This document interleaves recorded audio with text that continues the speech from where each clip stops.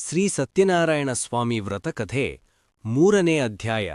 ಸೂತ ಪುರಾಣಿಕನು ಶ್ರೋತೃಗಳಾದ ಋಷಿಶ್ರೇಷ್ಠರನ್ನು ಕುರಿತು ಶ್ರೀ ಸತ್ಯನಾರಾಯಣನ ಅತುಲ ಪ್ರಭಾವದ ಬಗೆಯನ್ನು ವ್ಯಕ್ತಪಡಿಸಲು ಒಂದು ಕಥೆಯನ್ನು ಹೇಳುವೆನು ಕೇಳಿರಿ ಎಂದು ಪ್ರಸ್ತಾಪಿಸಿ ಹೇಳಲು ಆರಂಭಿಸಿದನು. ಪೂರ್ವಕಾಲದಲ್ಲಿ ನಮ್ಮ ಆರ್ಯವರ್ತದೊಳಗೆ ಒಂದು ವಿಸ್ತೃತವಾದ ರಾಜ್ಯವನ್ನು ಉಲ್ಕಾಮುಖನೆಂಬ ಅರಸನು ಆಳುತ್ತಿದ್ದನು. ಆತನು ಜಿತೇಂದ್ರಿಯಡ ಸತ್ಯವಾದಿ. ಜಿತೇಂದ್ರಿಯನು ಇಂದ್ರಿಯವನ್ನು ಗೆದ್ದವನು, ಮನಸ್ಸನ್ನು ಅಂಕೆಯಲ್ಲಿರಿಸಿದವನು ಮತ್ತು ಸತ್ಯವಾದಿಯೂ ಆಗಿದ್ದನು. ಧರ್ಮನಿರತವಾದ ಅರಸನು ಪ್ರತಿನಿತ್ಯವೂ ತಪ್ಪದೆ ದೇವಸ್ಥಾನಗಳಿಗೆ ಹೋಗುವನು, ದೇವರ ದರ್ಶನ ಪಡೆಯುವನು, ದೀನಯಾಚಕರಿಗೂ ಬ್ರಾಹ್ಮಣರಿಗೂ ದಾನ ಮಾಡಿ ಅವರನ್ನು ಸಂತೋಷಗೊಳಿಸುವನು. ಅದೇ ಈಶ್ವರ ಪೂಜೆಯೆಂದು ನಂಬುವನು. ಪ್ರಮಗ್ಧ ಎಂಬ ಸುಶೀಲವತಿಯಾದ ಸಾಧ್ವಿಯು ಆತನ ಧರ್ಮಪತ್ನಿಯು. ಪತಿಪತ್ನಿಯರಿರುವರೂ ಆಗಿನ ಕಾಲಕ್ಕೆ ಆದರ್ಶಪ್ರಾಯರಾಗಿದ್ದರು. ರಾಜಕಾಲಸ್ಯ ಕಾರಣಂ ಎಂಬಂತೆ ಇಂತಹ ರಾಜನ ಆಳ್ವಿಕೆಯಲ್ಲಿ ಪ್ರಜೆಗಳೆಲ್ಲರೂ ಸುಖಿಯಾಗಿದ್ದರು. ಅರಸ ಅರಸಿಯರಿರುವರೂ ಹಲವು ಬಗೆಯ ವ್ರತಗಳನ್ನು ಆಚರಿಸುವರು. ಒಂದು ದಿನ ಅದೇ ಬುದ್ಧಿಯಿಂದ ಶ್ರೀ ಸತ್ಯನಾರಾಯಣ ವ್ರತವನ್ನು ಆಚರಿಸುವವೆಂದು ಸಂಕಲ್ಪಿಸಿದರು. ಭದ್ರಶೀಲಂ ಎಂಬ ನದೀತೀರಕ್ಕೆ ಬಂದಿಳಿದರು. ಪೂಜೆಯ ಸಾಮಗ್ರಿಗಳೆಲ್ಲವನ್ನೂ ಮುಂದಾಗಿಯೇ ಸಜ್ಜುಗೊಳಿಸಲಾಗಿತ್ತು. ಆದ್ದರಿಂದ ಅವರು ಶ್ರೀ ಸತ್ಯನಾರಾಯಣ ಪೂಜೆಯನ್ನು ಆರಂಭಿಸಿದರು. ಅಷ್ಟರಲ್ಲಿ ಒಬ್ಬ ಸಾಧುವು ಹೊಳೆಯ ಮಾರ್ಗವಾಗಿ ಬಂದಿಳಿದನು. ಅವನು ತನ್ನ ಹಾದಿಯಲ್ಲಿ ಬಹಳಷ್ಟು ಪದಾರ್ಥಗಳನ್ನು ತುಂಬಿಕೊಂಡು ವ್ಯಾಪಾರ ಮಾಡಲು ಮುಂದೆ ಹೊರಟಿದ್ದನು. ಅಲ್ಲಿಯೇ ನದೀದಂಡೆಯಲ್ಲಿ ವ್ರತವನ್ನು ಮಾಡುತ್ತಾ ಕುಳಿತ ರಾಜನನ್ನು ನೋಡಿದನು. ಈ ಪ್ರಕಾರವು ಏನೆಂಬುದನ್ನು ತಿಳಿದುಕೊಳ್ಳಲು ಕುತೂಹಲ ಉಂಟಾಯಿತು. ಅದಕ್ಕಾಗಿ ನಾವೇನು ಅಲ್ಲಿಯೇ ನಿಲ್ಲಿಸಿದನು. ತಾನು ರಾಜನು ಮಾಡುತ್ತಲಿದ್ದ ಕರ್ಮದತ್ತ ನೋಡಿದನು. ತನ್ನ ಕರ್ಮದಲ್ಲಿ ನಿರತನಾದ ಅರಸನನ್ನು ಕಂಡು ಆ ವ್ಯಾಪಾರಿಯು, ಅರಸನೇ, ನಿಮಗೆ ನನ್ನ ನಮಸ್ಕಾರವು. ತಾವಿದೀಗ ಇಷ್ಟೊಂದು ಭಕ್ತಿಯುತವಾದ ಮನಸ್ಸಿನಿಂದ ಮಾಡುತ್ತಲಿರುವ ಕರ್ಮ ಅದಾವುದು? ಅದಾವ ಫಲವನ್ನು ಹೊಂದಲು ಈ ಕರ್ಮವನ್ನು ಮಾಡುತ್ತಲಿರುವಿರಿ ಎಂಬುದನ್ನು ಕೇಳಲು ನಾನು ಬಯಸುವೆ. ಅದೆಲ್ಲವನ್ನು ಪ್ರಕಟಗೊಳಿಸುವ ಕೃಪೆಯಾಗಬೇಕೆಂದು ಕೇಳಿದನು. ವ್ಯಾಪಾರಿಯಾದ ಅವನ ನುಡಿಗಳನ್ನು ಕೇಳಿ ಅರಸನು, ಪೂಜನಂ ಕ್ರಿಯತೆ ಸಾಧ್ವೋ ವಿಷ್ಣೋ ರತೂಲ ತೇಜಸಃ. ಎಲೈ ಸಾಧುವೆ, ಈಗ ನಾನು ವ್ರತಸ್ಥನಾಗಿ ಮಹಾ ತೇಜಸ್ವಿಯಾದ ವಿಷ್ಣುವನ್ನು ಶ್ರೀಮನ್ನಾರಾಯಣನನ್ನು ಪೂಜಿಸುತ್ತಲಿರುವೆ.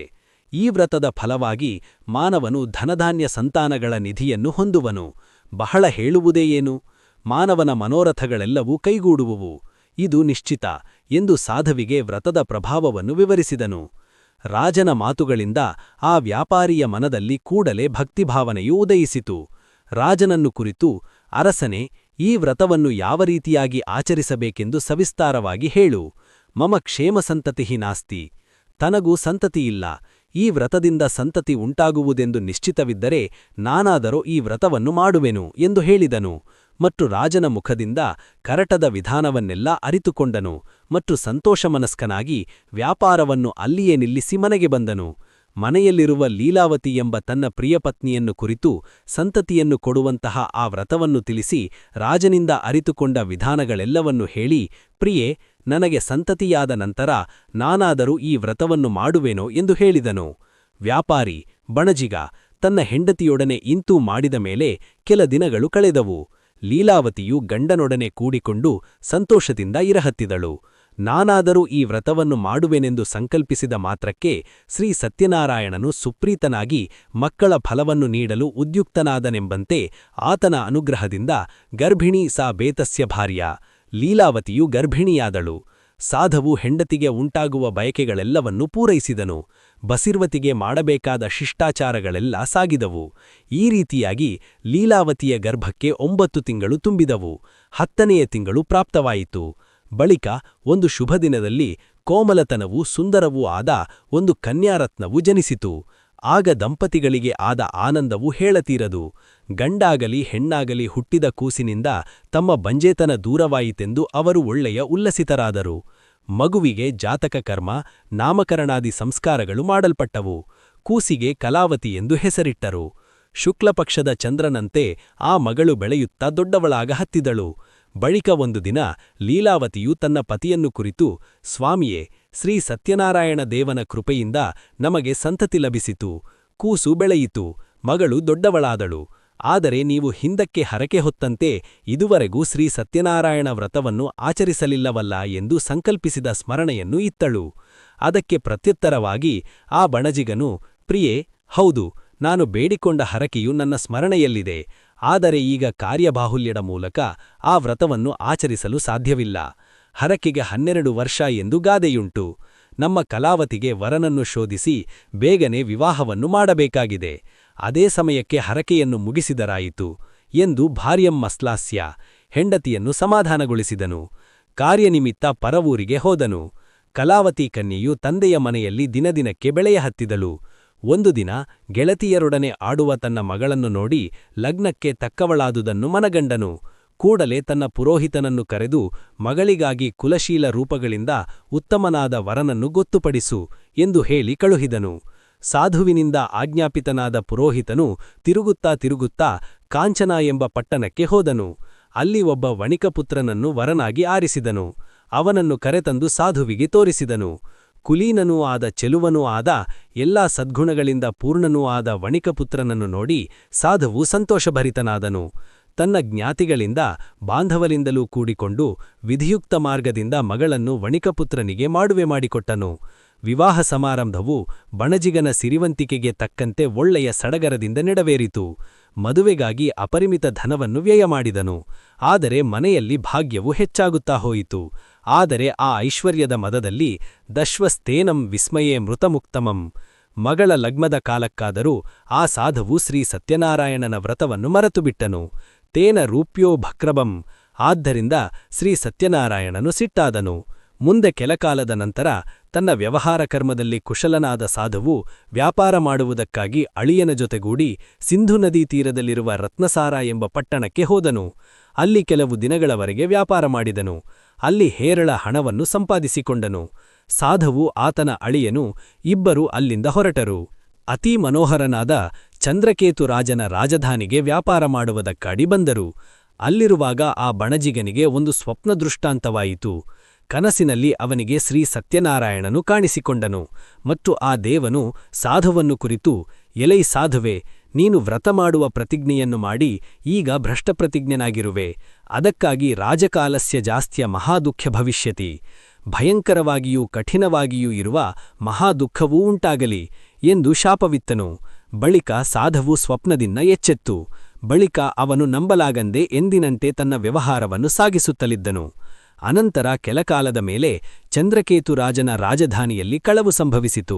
ಒಬ್ಬ ಕಳ್ಳನು ರಾಜನ ದ್ರವ್ಯವನ್ನು ಕದ್ದು ಸಾಧು ಮತ್ತು ಸಾಧುವಿರುವಲ್ಲಿಗೆ ಓಡಿಬಂದನು.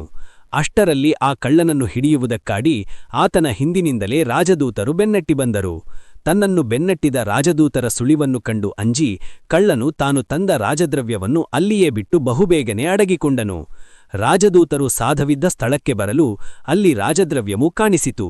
ಆದ್ದರಿಂದ ಅವರೇ ಕಳ್ಳರೆಂದು ಭಾವಿಸಿ ಅವರಿಬ್ಬರನ್ನು ಹೆಡೆಮುರಿ ಬಿಗಿದು ಕಟ್ಟಿ ರಾಜನೆಡೆಗೆ ಒಯ್ದರು. ರಾಜದೂತರು ಅವರಿಬ್ಬರನ್ನು ನಿಲ್ಲಿಸಿ ಸಂತೋಷದಿಂದ, ಇದೋ ಪ್ರಭುವೆ, ಇವೇ ಕಳುವಿನಿಂದ ಮಾಯವಾದ ದ್ರವ್ಯವು. ಇವರೇ ಈ ದ್ರವ್ಯವನ್ನು ಕದ್ದ ಕಳ್ಳರು. ಇವರಿಗೆ ಯಾವದ್ಯಾ ಶಿಕ್ಷೆಯನ್ನು ವಿಧಿಸಬೇಕು, ವಿಚಾರ ಮಾಡಿ ನಮಗೆ ಅಪ್ಪಣೆ ದಯಪಾಲಿಸಬೇಕೆಂದು ಕೇಳಿಕೊಂಡರು.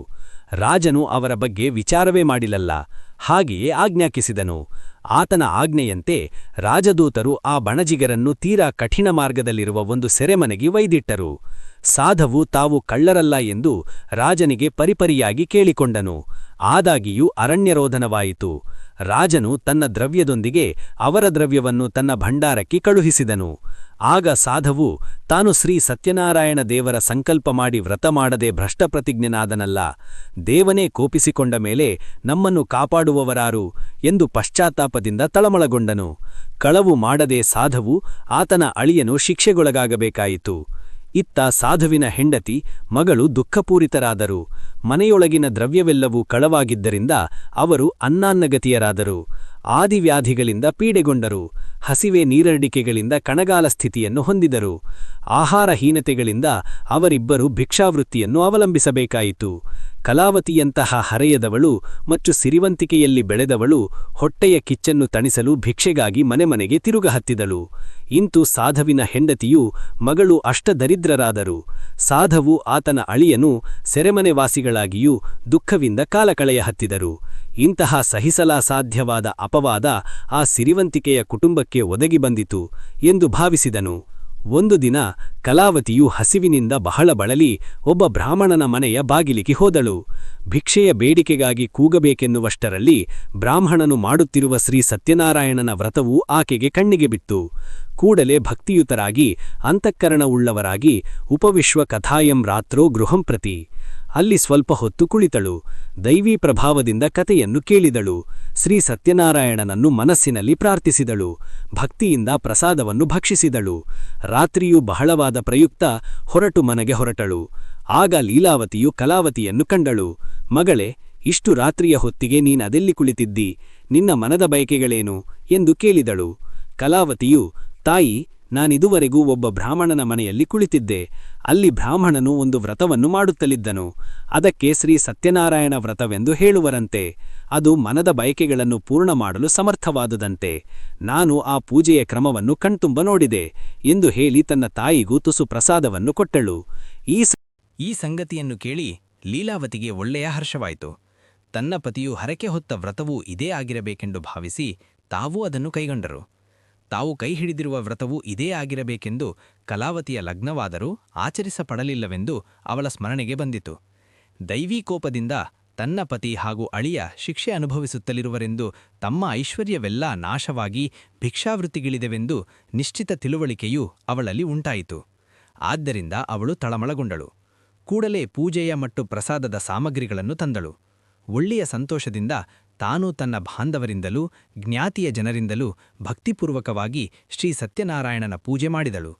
ಅಲ್ಲಿ ಶ್ರೀ ಸತ್ಯನಾರಾಯಣನನ್ನು ಕುರಿತು, ದೇವಾ, ನನ್ನ ಗಂಡನು ಮತ್ತು ಅಳಿಯನು ಬೇಗ ಬರಲಿ, ಅವರು ಮಾಡಿದ ಅಪರಾಧವನ್ನು ಕ್ಷಮಿಸು ಎಂದು ಬೇಡಿಕೊಂಡಳು.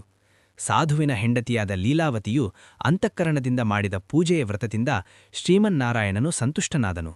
ಆ ಕೂಡಲೇ ಚಂದ್ರಕೇತು ರಾಜನ ಸ್ವಪ್ನದಲ್ಲಿ ಹೋಗಿ, ರಾಜನೇ, ನೀನು ಕಾರಾಗೃಹದಲ್ಲಿತ್ತ ಇಬ್ಬರು ಬಣಜಿಗರನ್ನು ಬೆಳಗಾದ ಕೂಡಲೇ ಮುಕ್ತಮಾಡು. ನೀನು ತೆಗೆದುಕೊಂಡ ಅವರ ದ್ರವ್ಯವನ್ನು ಅವರಿಗೇ ಕೊಡು. ಧನಲಾಭದಿಂದ ನೀನು ಹಾಗೆ ಮಾಡದೇ ಹೋದರೆ ನಾಶಯಾಮಿ ಸ್ವರಾಜ್ಯ ಧನಪುತ್ರಕಂ, ರಾಜ್ಯ, ಐಶ್ವರ್ಯ ಹಾಗೂ ಮಕ್ಕಳೊಂದಿಗೆ ನಿನ್ನನ್ನು ನಾಶಮಾಡಿಬಿಡುವೆ ಎಂದು ಹೇಳಿ ಅದೃಶ್ಯನಾದನು. ಅನಂತರ ರಾಜನು ಮುಂಜಾವಿನಲ್ಲಿ ಎದ್ದು ಸೃಜನರಿಂದ ಕೂಡಿಕೊಂಡು ತನ್ನ ಸ್ವಪ್ನ ದೃಷ್ಟಾಂತವನ್ನೆಲ್ಲ ತಿಳಿಸಿದನು. ಅನಂತರ ಬಡಜಿಗರು ರಾಜನಿಗೆ ನಮಸ್ಕರಿಸಿ ತಮ್ಮ ಹಿಂದಿನ ವೃತ್ತಾಂತವನ್ನೆಲ್ಲ ತಿಳಿಸಿದರು. ಬಳಿಕ ರಾಜನು ಅವರಿಗೆ, ಏನೋ, ನಿಮ್ಮ ದುರ್ದೈವದಿಂದ ಇಂತಹ ದುಃಖವನ್ನು ಅನುಭವಿಸಬೇಕಾಯಿತು. ಇನ್ನು ಮುಂದೆ ನಿಮಗೆ ಏನೂ ಭಯವಿಲ್ಲವೆಂದು ಹೇಳಿ ಅವರಿಬ್ಬರ ಸಂಕೋಲೆಯನ್ನು ಕಡಿಸಿದನು. ಕ್ಷೌರಕರ್ಮವನ್ನು ಮಾಡಿಸಿದನು. ವಸ್ತ್ರಾಲಂಕಾರ ನೀಡಿದನು. ಅವರನ್ನು ಸಂತೋಷಗೊಳಿಸಿ ಒಳ್ಳೆಯ ಮಾತುಗಳಿಂದ ಸಮಾಧಾನಪಡಿಸಿದನು. ತಾನು ತೆಗೆದುಕೊಂಡ ಅವರ ದ್ರವ್ಯದಲ್ಲಿ ಅಷ್ಟೇ ದ್ರವ್ಯವನ್ನು ಹೆಚ್ಚಾಗಿ ಹಾಕಿ, ಸಾಧುವೇ, ಇನ್ನು ನೀನು ಮನೆಗೆ ಹೋಗು ಎಂದು ಆಜ್ಞಾಪಿಸಿದನು. ರಾಜನು ಹೀಗೆ ಹೇಳುತ್ತಾನೆಂದು ಕನಸು ಮನಸ್ಸಿನಲ್ಲೂ ಎಣಿಸಿರಲಿಲ್ಲ. ಆದರೆ ಆ ದೈವೀ ಕ್ಷೋಭಕ್ಕೆ ಯಾವುದು ತಾನೇ ಅಸಾಧ್ಯ? ಅದೆಷ್ಟು ತಾನೇ ಅವಕಾಶ? ಸುಖಾಸ್ಯಾನಂತರಂ ದುಃಖಂ, ದುಃಖಾಸ್ಯಾನಂತರ ಸುಖಂ. ಅಂದರೆ ಈ ಪ್ರಪಂಚದಲ್ಲಿ ಸುಖದ ಹಿಂದೆ ದುಃಖವೂ, ದುಃಖದ ಹಿಂದೆ ಸುಖವೂ ಬರುವುದುಂಟು. ಸುಖ ದುಃಖ ಚಕ್ರದಂತೆ ಒಂದರ ಹಿಂದೆ ಒಂದು ಬರುವುವು. ಸಂಸಾರವು ಸುಖದುಃಖದ ಕಲಸುಮೆಲೋಗರವೆಂದು ಹೇಳುವುದುಂಟು. ಇದೆಲ್ಲವೂ ನಿಜವೇ. ಈವರೆಗೆ ದುಃಖಸಾಗರದಲ್ಲಿ ಮುಳುಗಿದ್ದ ಸಾಧುವಿನ ಕುಟುಂಬವು ಇನ್ನು ಮುಂದೆ ಸುಖವನ್ನು ಕಾಣುವ ಯೋಗ ಪರಮಾತ್ಮನ ಬಯಕೆಯಿಂದ ಒದಗಿಬಂತು. ಅಲ್ಲಿ ಸಾಧುವು ರಾಜನಿಗೆ ನಮಸ್ಕರಿಸಿ, ರಾಜನೇ, ನಿನ್ನ ಅನುಗ್ರಹದಿಂದ ನಾವು ಇನ್ನು ಹೋಗಿ ಬರುವೆವು ಎಂದು ಹೇಳಿದರು. ಊರಿಗೆ ತೆರಳಲು ಅವರೀರ್ವರೂ ಹೊರಟರು. ಮಾರ್ಗ ಕ್ರಮಿಸತೊಡಗಿತು. ಋಷಿಶಿಷ್ಯರೇ, ಆ ಸಾಧುವೈಶ್ಯನ ಕಥೆಯೂ ಇಲ್ಲಿಗೆ ಮುಗಿಯಲಿಲ್ಲ. ಅದನ್ನೇ ಮುಂದುವರಿಸಿ ಹೇಳುವೆ, ಕೇಳಿರಿ ಎಂದು ಸೂತಪುರಾಣಿಕನು ಹೇಳಿದ್ದನ್ನೇ ಸ್ಕಂದಪುರಾಣದ ರೇಖಾಖಂಡರಲ್ಲಿ ಉಲ್ಲಿಖಿತವಾಗಿದ್ದ ಸಂಗತಿಗಳನ್ನೊಳಗೊಂಡ 3ನೇ ಅಧ್ಯಾಯವು ಮುಗಿಯಿತು.